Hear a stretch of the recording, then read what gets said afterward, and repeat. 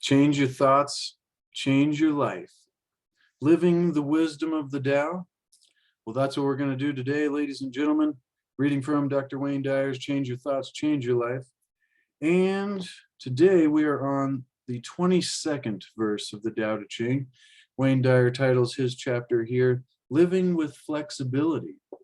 I'll be reading through this as well as sharing my own commentary because I love to expand on these kind of philosophies and ideas so that we can begin to change our thoughts and then in turn change our lives for the better and then live a higher quality of life, because that's really what we all should be searching for, is a way that we can come to each day with an ability, not like we're hoping and getting lucky, but that we have created this ability to where no matter what life throws at us, we can choose our thoughts and choose our life.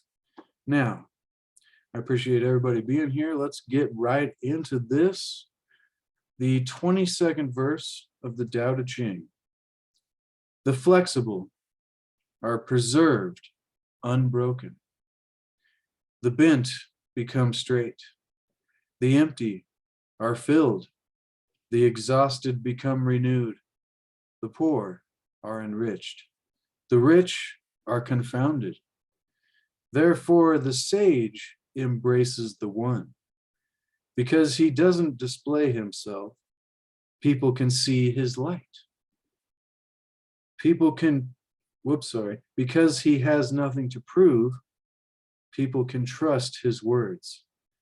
Because he doesn't know who he is, people recognize themselves in him. Because he has no goal in mind, everything he does succeeds. The old saying that the flexible are preserved unbroken is surely right. If you have truly attained wholeness, everything will flock to you. Wow, that's interesting. I thought it was going to be more about being flexible as far as being willing to kind of navigate, like I was saying just in the beginning, navigate the way that life throws things at you with a certain ability of flexibility. But that kind of got more into the way that they're, we see these people in life that they just seem to be lucky or in the right place at the right time. And I truly think that there is a science that's yet to be developed, that these people that we often think are always lucky or in the right place at the right time, or just things just seem to work out for them. I think that there is a way, there is traits and characteristics and certain ways of thinking and living that these individuals manage to have it seem like to the rest of us that they're lucky and in the right place at the right time and things work out for them. But really, it comes more to what was being described here in the 22nd verse, is that when you don't display yourself, people see your light. When you have nothing to prove, people will trust you. And then the really deep one, because he doesn't know who he is, people recognize themselves in him. And see, I'm always saying, know thyself. It's most important to know yourself. And if you don't, then begin to ask those questions. Who am I? What do I like? The kind of things that we just take for granted. And I think what that means there, because he doesn't know who he is, I think that means because he doesn't label himself and put himself or herself, him or her, for all of this. So hopefully that doesn't trip you up. But because we don't label ourselves or put ourselves into certain categories, people, and we're authentic and truly our own selves, and people can recognize themselves in us. And then because you have no goal in mind, everything you do succeeds. That's a secret of manifesting. And then to finish it up, it's pretty much states what got me so interested in figuring out this way to be one of those people, to create your life and be somebody who is lucky and, all those things. And it goes, if you have truly attained wholeness, Or like it said earlier, therefore the sage embraces the one, everything will flock to you. And we've been saying this over and over. It's like when you finally stop chasing after things. Funny, my name is Chase, but anyways, when you stop chasing after things, you stop striving and you start arriving and you start appreciating what you do have and the progress that you're making rather than never feeling like it's enough, the things that you're chasing after will arrive into your life. All right, let's begin with what Wayne Dyer says here, living with flexibility. Having lived by the ocean for many years, I've observed the beauty and majesty of the tall palm trees that grow at the water's edge, often measuring 30 or 40 feet in height. That makes me think my mom lived down in Florida for a short time, and they're right outside the back of their apartment. They had this palm tree that right at the edge of the water, the trunk of it went out real flat and then twisted up, and you could walk out about 3 or 4 feet out onto the tree over the water. It's fascinating. These stately giants are able to withstand the enormous pressure, Wayne Dyer continues, that hurricane force winds bring as they blow at speeds up to 200 miles an hour. That's funny that I said that because I believe that's probably how that tree was formed that way. Anyways, continuing, Wayne Dyer says, thousands of other trees in the huge storm's paths are uprooted and destroyed, while the stately palms remain fixed in their rooted selves, proudly holding sway over their otherwise decimated domain. So what's the palm tree's secret to staying in one piece? The answer is flexibility. They bend almost down to the ground at times, and it's that variability that allows them to remain unbroken. Bend but don't break.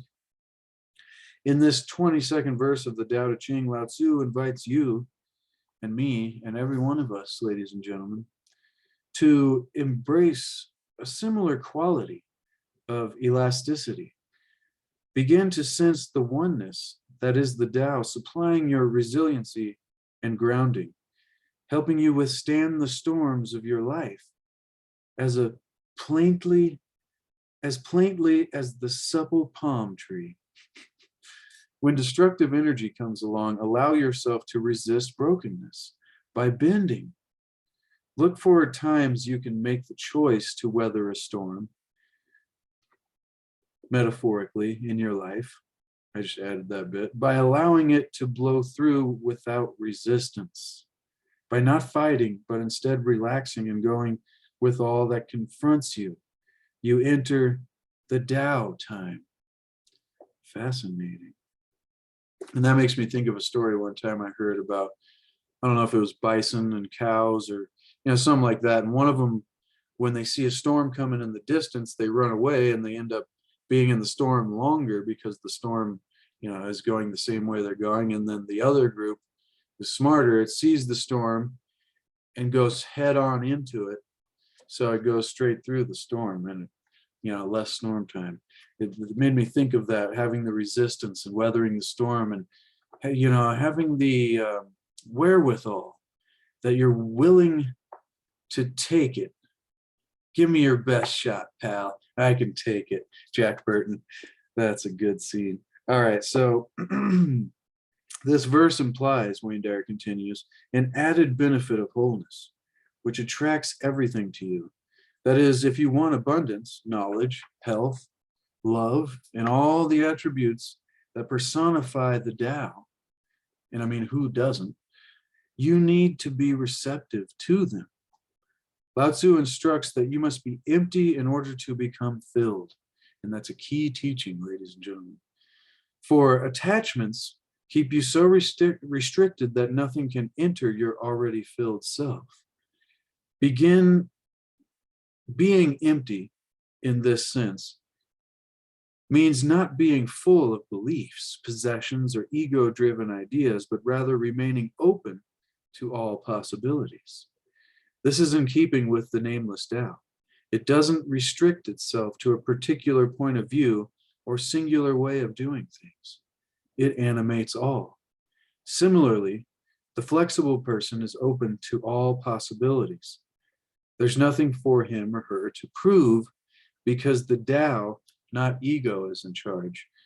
And this is talking about just letting letting the universe, or whatever it is that you call it, whether it's Tao, God, universe, letting it take some of the responsibility.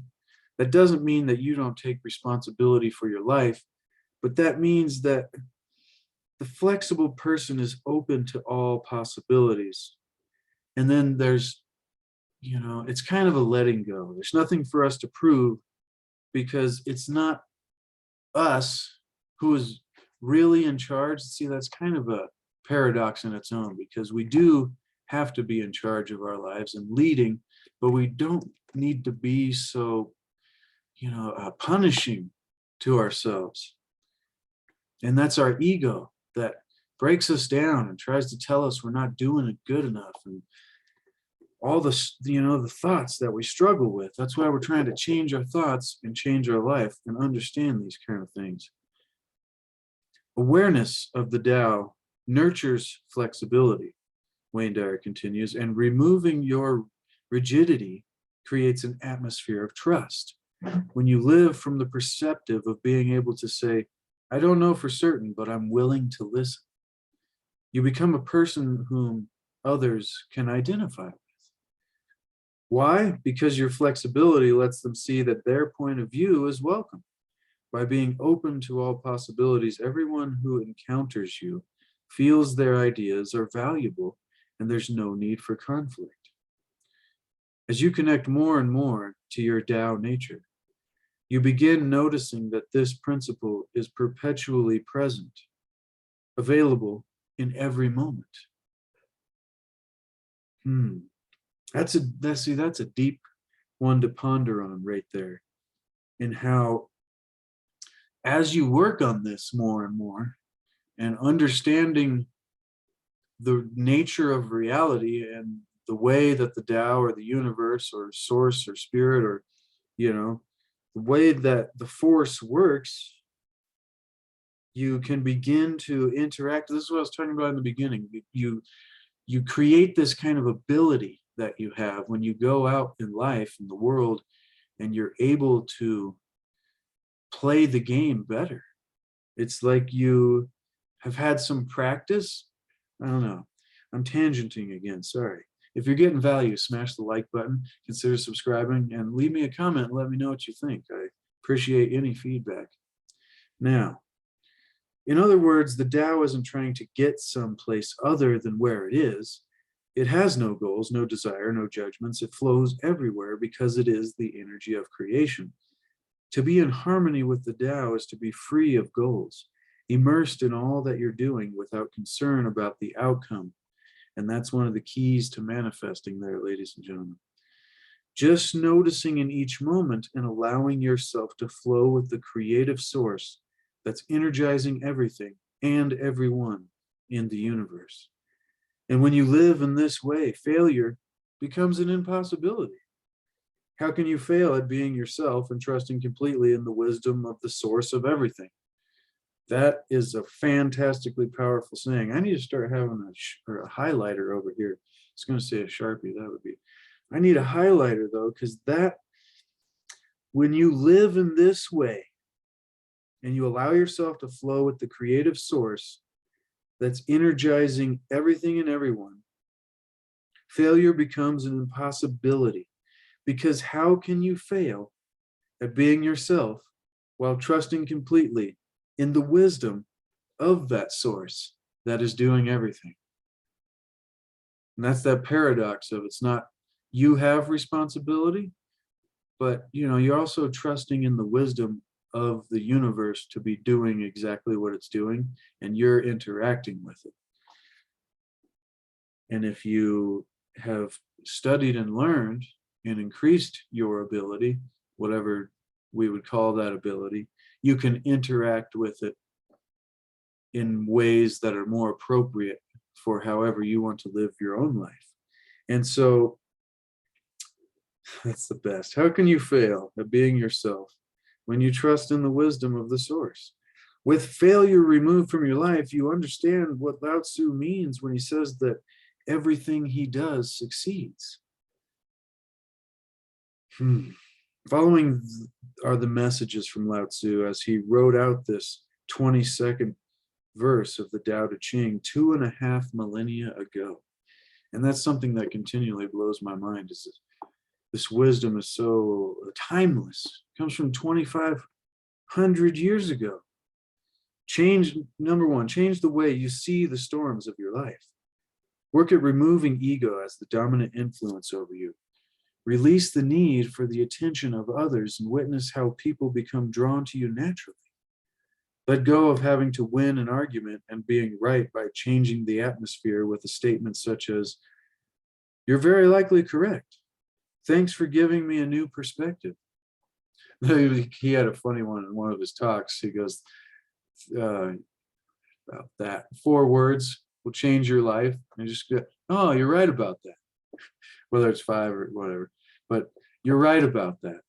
And whenever you're about to get into an argument or something, you just go, "You're right about that."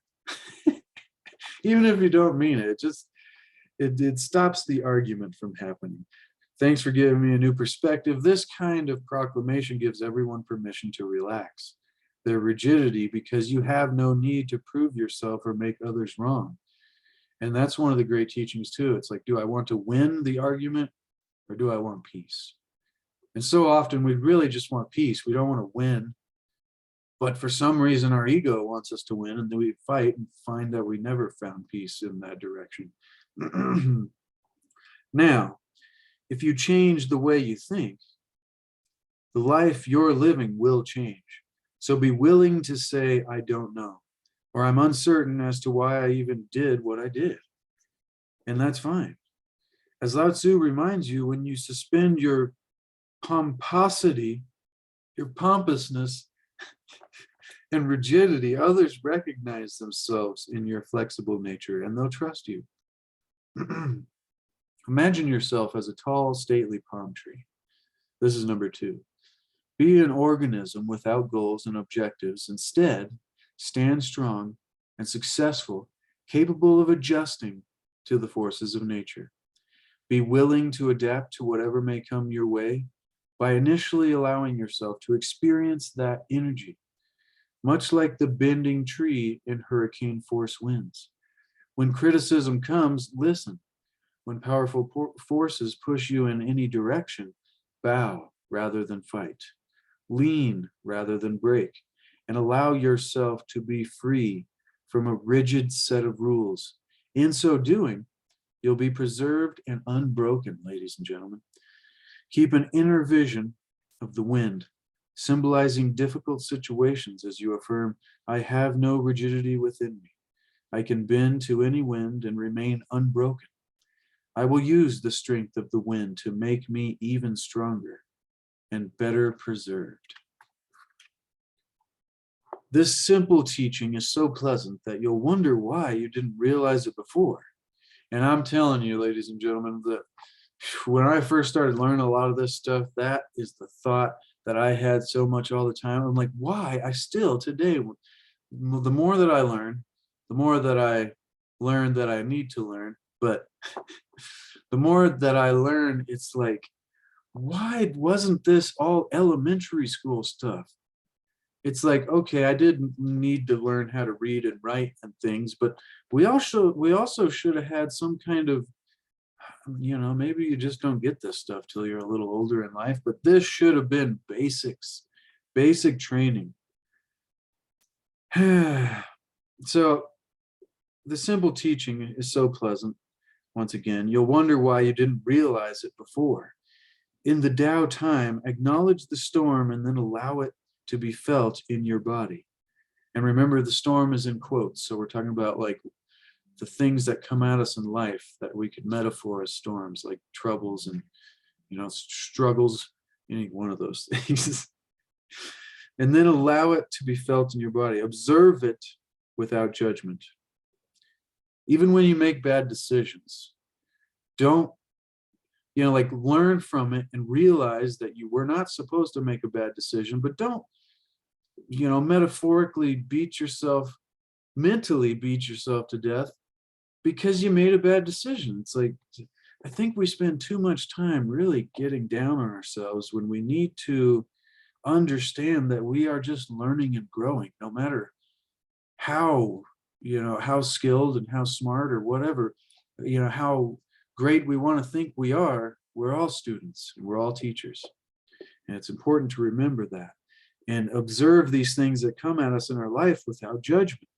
And then, just like the tree bends in the wind, as rigidity reappears, notice that as well, allowing the winds to blow as you exercise the Tao in place of ego. That was a confusing one. Let's reread that sentence. As rigidity reappears, notice that as well. Okay, threw me off there. So notice the rigidity when it reappears. Notice you're fighting against the struggles rather than allowing and observing and reacting, responding with ability. And then allowing the winds to blow as you exercise the Tao rather than ego. Seek to uncover the root of your stiffness and achieve greater flexibility in the storms of life. When seen as this kind of opportunity to open to the Tao energy, storminess can be transformed into exhilarating events that uncover more of your true nature of love. And then finally, which is so great about this book, and I have this book linked below if you'd like to get a copy for yourself, just expand the description and click on the link there, because having the physical copy is so great for future reference.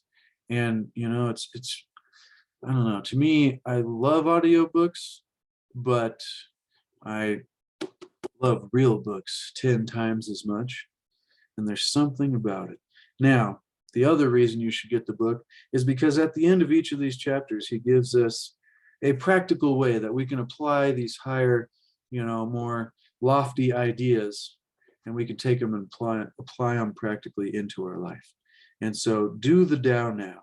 Today, Wayne Dyer suggests that we listen to someone express an opinion that's the opposite of yours. I love that challenge, because that's one of my favorite things to do, is listen to people with really out there opinions that challenge the way that I think about the world. That might be why I'm doing this. But listen to someone express an opinion that's the opposite of yours today. It could be on any variety of topics, such as politics, the environment, religion, drugs, war, the death penalty, or what have you. Refuse to impose your position and instead remark, I've never considered that point of view. Thank you for sharing your ideas with me. By allowing a contrary position to be heard, you'll dismiss ego's attitude and welcome the flexibility of the Tao. Oh, that was an incredible one. I totally didn't expect it to go that direction. And that ending suggestion there, the do the Tao now, is to me an entirely different topic, even though it hits on the same kind of theme. And like being willing to go past your cognitive dissonance, or the mental wall that we put up when somebody is saying something that it just challenges reality as we think of it, or maybe just is a contrary belief to what we have. It's such a great, and there's another great saying that it's like when you can hold two contrary beliefs at the same time in your mind, you are open to way more possibilities. And it's like two things can be true at the same time. But see, that's a whole different topic than the flexibility, the confronting the storms of our life and having an ability to respond, because that's what I think responsibility is. I might have to do a video about that in its own one day. How, we think of responsibility as having to take a whole lot onto ourselves, and we have a lot of expectations to live up to and stuff like that. But I think responsibility really is just being able to respond with ability. And hopefully if you practice with great ability. And that's what we're doing here, ladies and gentlemen. We are seeking to achieve and maintain happiness through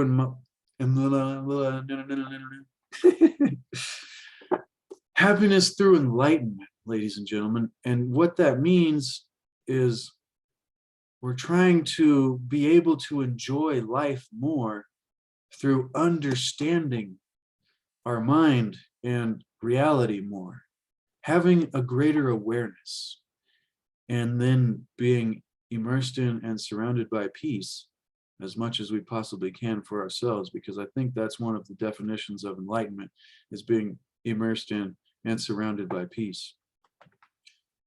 But that was fantastic, ladies and gentlemen. I really love this book, and I really appreciate everybody who takes time out of their day to spend time with me and my ramblings, and Dr. Wayne Dyer and Lao Tzu and all the other great speakers and authors and poets and mystics in the wisdom of the ages that we've been doing on Wednesdays. And like I was saying before I stumbled my words there, we're seeking to achieve and maintain happiness through enlightenment, seeking to discover the hidden wisdom of the ages. And instead of striving and chasing after happiness, we're trying to make happiness the way, because when happiness is the way, then the goal becomes irrelevant. Well, thank you so much, ladies and gentlemen. Love you. We'll be back in the future with more fantastic Tao and wisdom and other things to throw your way.